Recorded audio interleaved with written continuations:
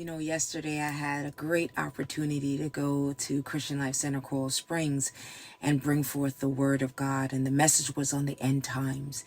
In Matthew chapter 24, Jesus spends an extensive amount of time talking about the last days. He gives 7 signs that will be indicative in the last days. One of them was the great falling away of the saints, where people will be falling away from the faith. We're seeing that right now.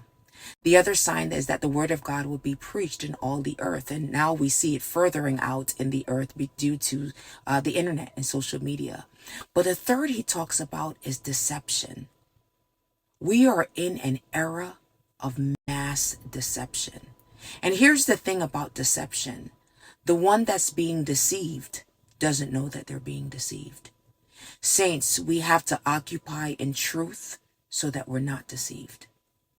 Another sign is the spirit of the Antichrist. And this spirit is not the Antichrist himself. It's a spirit that comes out before him. And this is to lead people astray.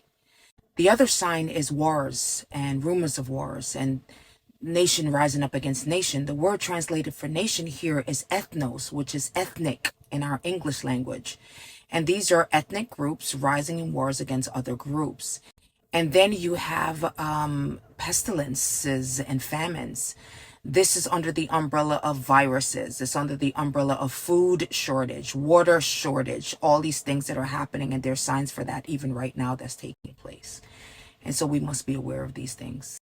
Another sign of the end times that Jesus himself alludes to in Matthew chapter 24, and that is earthquakes. Earthquakes at massive proportion across the globe.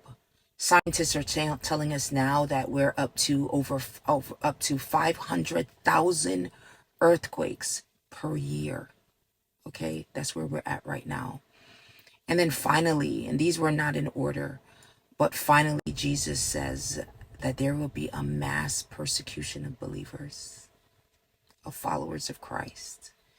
Listen, Jesus tells us these things not so that we can flinch in fear, but that we have hope, knowing greater is he that is in us than he that is in this world. And this is not our final resting place. He's coming back for his church.